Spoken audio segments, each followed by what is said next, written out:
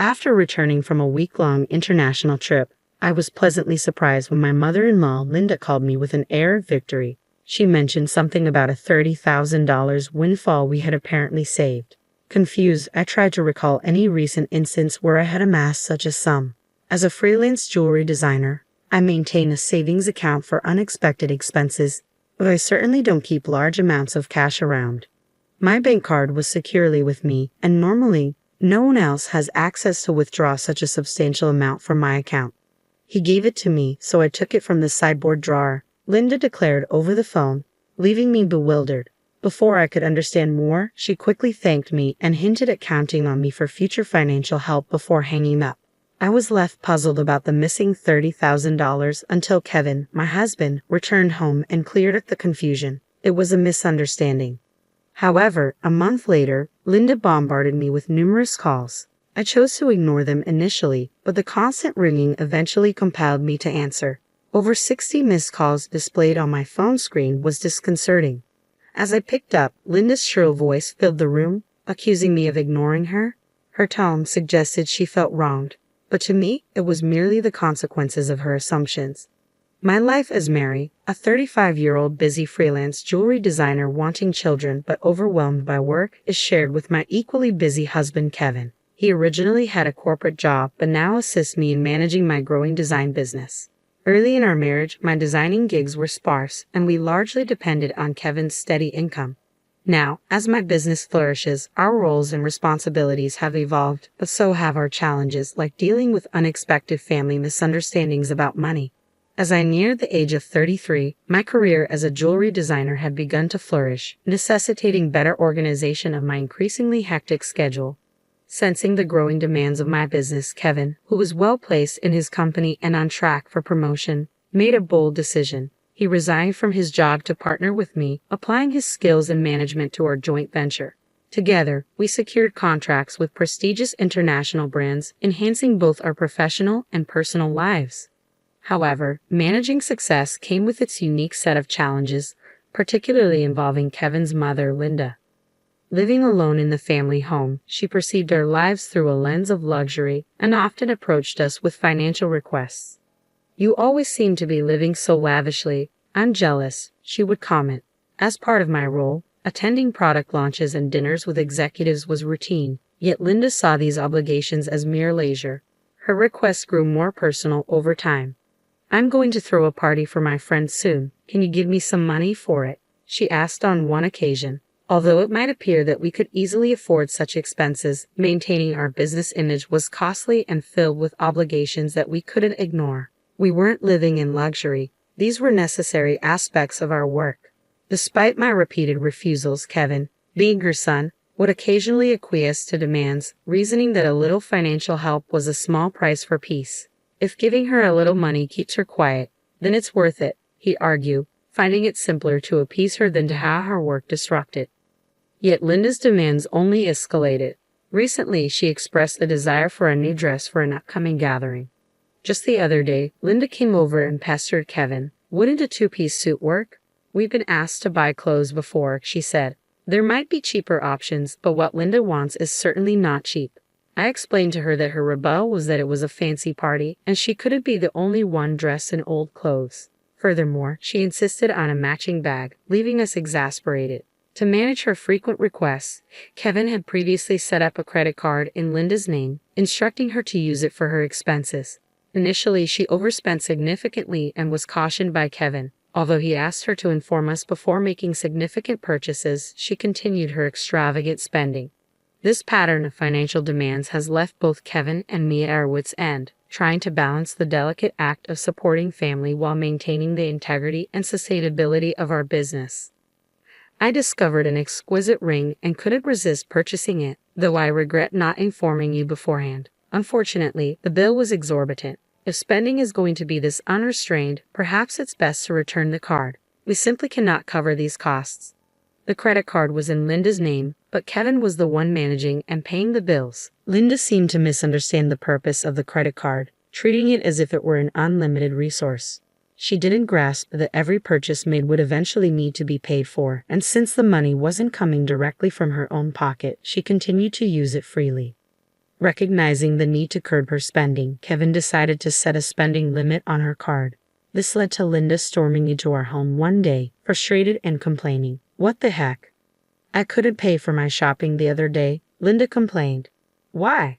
We explained that your excessive spending was straining our finances, which necessitated lowering your monthly limit. Kevin replied, trying to maintain some peace. "It's still enough, right? But you two are still dressing up and going to fancy places. How is what I'm doing any different?" Linda protested, viewing our activities as purely recreational. "That's part of our job, Linda. If that's a job, then what I'm doing isn't any different," I explained. "It's unfair that only you two get to have all the fun," she argued. While it's true that our work involves attending product launches and parties in luxurious venues, these are professional obligations, not leisure activities, despite her misconceptions. Setting a spending limit on Linda's credit card seemed to have calmed the situation somewhat. Occasionally, Linda would visit and air her grievances to Kevin, but overall, life proceeded without major disruptions. As the end of the year approached, an exciting opportunity presented itself. A foreign brand manufacturer approached me with a proposal to expand our business dealings by relocating our base overseas. The prospect thrilled me, as it could potentially elevate me to the ranks of top-tier designers. Kevin, ever supportive as my manager, was all for taking the leap. "It's a chance we have to take," he affirmed. However, the prospect of moving abroad brought a new concern. Linda. Given her past behavior, it was a legitimate worry that she might insist on joining us overseas. The idea of living internationally was appealing, yet the thought of dealing with Linda's demands in a new country was daunting. When we shared our plans to move overseas for work with Linda that weekend, she responded exactly as we predicted. "I want to come too," she declared, assuming our move would be an endless vacation. "We're going there for work. It won't be as leisurely as you think," Kevin tried to clarify. "You're trying to trick me. You plan to live even more lavishly there without me watching," she accused. "We're not moving there permanently. We'll come back after our work is done," I assured her. I explained, trying to ease her concerns. "Yes," she retorted, "you're saying that, but you're planning to leave me behind, aren't you?" Exhausted by this repetitive argument, both Kevin and I were weary. In an attempt to compromise, Kevin suggested, "Okay, we can't take you with us, but how about we pay for a week-long trip for you instead?" Linda perked up at this. "Really? Are you sure? We'll cover your flight and hotel, but you'll need to manage the rest," Kevin affirmed, pleased at least for the moment. However, the peace was short-lived. A few days later, while Kevin was preoccupied with the overseas move arrangements, Linda dropped by unexpectedly. "Hey, Mary," Kevin said, "but I want to shop over there too. Can you give me some money?" she asked. "What about the card that Kevin gave you?" I inquired, knowing she had a designated credit card for such expenses. Linda's face fell. "That's the thing. Kevin finally took it away from me the other day," she admitted. It appeared she had been reprimanded for overspending, and anticipating the challenges of managing finances with different currency rates overseas, Kevin had confiscated the car. "I don't have that kind of money on hand either. I can't give you money without Kevin's approval." "Can you ask him?" I suggested, knowing full well Kevin's stance. "It's no use asking him. That's why I'm asking you," she pressed, raising her voice in frustration. Despite this, Linda did end up going on a 10-day trip abroad, which I assumed Kevin managed to fund somehow. Upon her return, she called me, brimming with excitement. "I'm back, and it was so fun." She excitedly shared tales of her sightseeing and dining adventures. "Though I hadn't asked, and I overbought souvenirs. I could have fit them in my suitcase if I had them shipped here. Can't wait for them to arrive," she exclaimed. "That's nice," I replied, trying to keep my tone neutral despite feeling a bit overwhelmed. "Thanks to the money you saved up, I had a blast," she exclaimed. "Saved up money? What are you talking about?" I responded, puzzled and a bit alarmed, having no recollection of setting aside money for her splurge. "I found it in your house's sideboard drawer," Linda said, claiming she took $30,000. I was stunned. Why would such a large amount of cash be stashed away at home, especially not in a drawer where anyone could find it? Confused, I confronted her.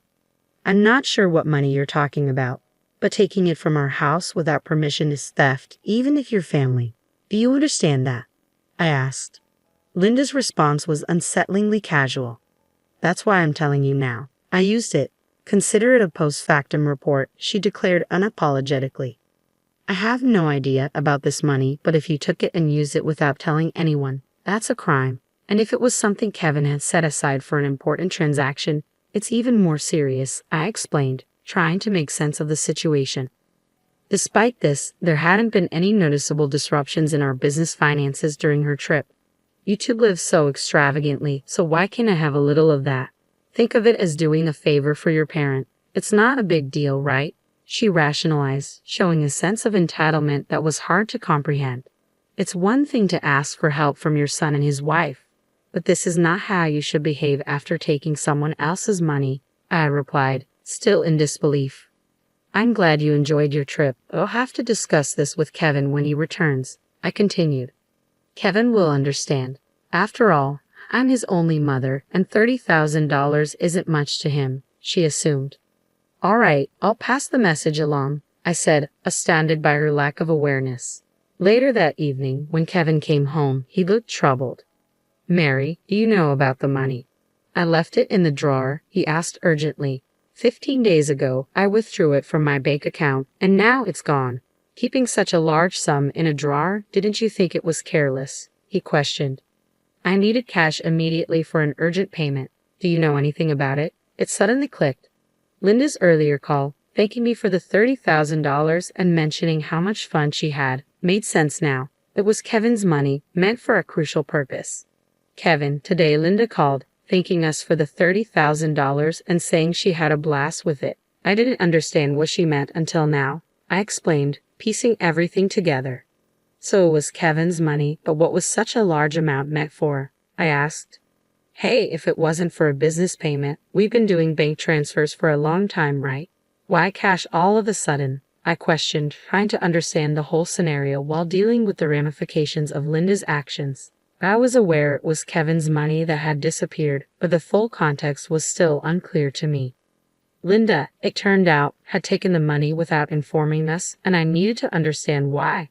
I asked Kevin, puzzled by the situation. Kevin began to unravel the backstory. After he had reduced the credit limit on Linda's card, she started secretly borrowing money from various sources, including consumer finance cards and credit cards she had opened without our knowledge. When Kevin discovered her growing debt, he took away all her cards and withdrew cash to settle her debts directly, aiming to bypass the banking system to keep our business accounts clean and maintain trust with our partners. This was also partly a farewell gesture as we're moving abroad and won't be around to manage such issues for her, Kevin explained. I plan to handle her debts discreetly to prevent our financial records from getting complicated. A month had passed since then, and as I was busy packing for our move, Linda's frequent calls became hard to ignore. When I finally took her call, her voice was tinged with desperation. Why aren't you answering my calls? I've called so many times, she said, almost in tears. I'm sorry, Linda. I've been caught up with the move. What's going on? I asked, trying to remain calm and give her a chance to explain her side. It's not just one thing, it's everything. They're asking for payments almost every day. It's too much, Linda confessed, her voice cracking under the strain. Have you tried contacting Kevin about this? I inquired, hoping she had sought his help first. He seems to be blocking my calls. I can't get through to him at all, Mary. You're my only hope now. Please help me, she pleaded. I realized then just how complex the situation had become. Linda's financial recklessness had led her into a labyrinth of debt, and now, isolated from Kevin's assistance, she was turning to me as her last resort. As we prepared to start anew in a foreign country, the challenges of dealing with Linda's financial chaos loomed large, demanding immediate attention before we could fully focus on our new beginnings. I was taken aback by Kevin's drastic approach toward his own mother. If he had used the prepared funds to directly settle Linda's debts, this distressing situation might have been avoided. Instead, Linda was now overwhelmed with collection letters and relentless calls from finance companies and consumer lenders. It was a scene reminiscent of something from a dramatic film, one I had never expected to witness in real life. I'll talk to Kevin, but I can't guarantee what he'll do. A son should help his mother in trouble, right? Please ask him for me, Linda pleaded at the end of our conversation. However, with our impending business expansion and our financial resources already stretched thin, we couldn't afford to further assist Linda, especially given that she had misused the money meant to settle her debts. When I relayed the details of the call to Kevin upon his return home, he responded with a mixture of fatigue and resignation. I had planned to sort things out before we left, but she squandered that chance herself, he said coldly. Indeed, the money was originally earmarked to clear Linda's debts, but she had instead blown it on a lavish trip, leaving no room for excuses. As Linda's calls persisted, I followed Kevin's lead and set her number to block, although part of me wished to help her. After all, she was Kevin's mother, but there was nothing I could do if he had chosen to detach from the situation. Meanwhile, the day of our move overseas was quickly approaching, and I still had a lot to pack. Amid the chaos of packing, I discovered another troubling piece of news. Linda had resorted to selling her house to manage her debts. It turned out she had concealed even more liabilities than we knew. The total amount was so substantial that even after selling her property, she couldn't cover it all. The thought of losing the family home where Kevin had grown up was profoundly upsetting. "Hey, our family home is gone. Are you okay with that?" I asked, sensing his sadness. "How can I be okay, but there's nothing we can do," Kevin replied, his voice tinged with sorrow. Losing the house where he grew up must have felt like a great loss, akin to how I felt when I lost my parents' house early in life. In the midst of these complex feelings and the heavy task of packing, we had to come to terms with the fact that some situations were beyond our control and focus on our future. As we prepared to start anew in a different country, the bittersweet reality of losing a family home struck me deeply.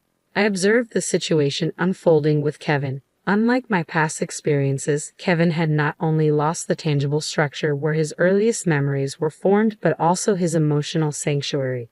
All this while his mother, Linda, is still alive. It's an indescribable feeling, the mixture of loss and displacement, especially under such painful circumstances, I thought. The impact is profound and complex, far more than mere bricks and mortar. It's about losing a part of one's history and the comfort of a place to return to that no longer exists. Linda, now residing in a modest apartment, faces the daily grind of managing her debts. She works part-time, a challenging reality given her age. Employment opportunities for the elderly are not just limited, they're often physically demanding and less rewarding. This stark new reality for her is a drastic shift from her previous life, believed to be filled with unchecked spending and financial freedom. Though sympathy naturally arises seeing her struggle, it's tempered by the knowledge that her situation is the direct result of her own financial imprudence. Life teaches us that actions have consequences, and Linda's case reaffirms the harsh truth that financial responsibility is crucial at any age. Back in our new environment, the business is thriving beyond our initial expectations. The move overseas has catapulted our brand into the international spotlight, bringing in a flurry of inquiries and offers from various corners of the globe. Every new email and call brings potential for expansion and collaboration, which is incredibly exciting but also immensely demanding. The success is exhilarating, however, it envelopes our entire lives, leaving little room for anything else. Days blend into nights as we navigate time zones and cultural nuances, striving to make the most of this golden opportunity. Despite the professional achievements, our personal lives bear the weight of our relentless schedules. The dream of expanding our family seems more like a distant vision, something we hope to circle back to when the waves of immediate demand subside. Kevin, who juggles multiple roles from logistics to client management, feels this strain acutely. As partners in both life and business, we find ourselves pondering the future and our priorities, wondering how we can align our professional goals with our personal desires. As I look out of our apartment window, taking in the view of the far landscape, the neon lights blur into the night, mirroring the blur of our daily lives. It's a view filled with promise and anonymity. A stark contrast to the familiar streets we once knew. This city, vibrant and relentless, is now our home, yet it starkly contrasts with the quiet, steady life we left behind. The complexity of our new life is exciting but also daunting, filled with endless tasks and decisions that challenge us at every turn. Navigating this new chapter, I often find myself reflecting on Linda's situation and the broader implications of our familial and financial decisions. It's a continuous learning curve, understanding how deeply intertwined our choices are with the fabric of our lives. Each decision, each sacrifice, and each success shapes not just our immediate circumstances but also the legacy we leave behind. As we build this new phase of our life, we remain mindful of the delicate balance between achieving success and maintaining the relationships that define who we are beyond our business achievements.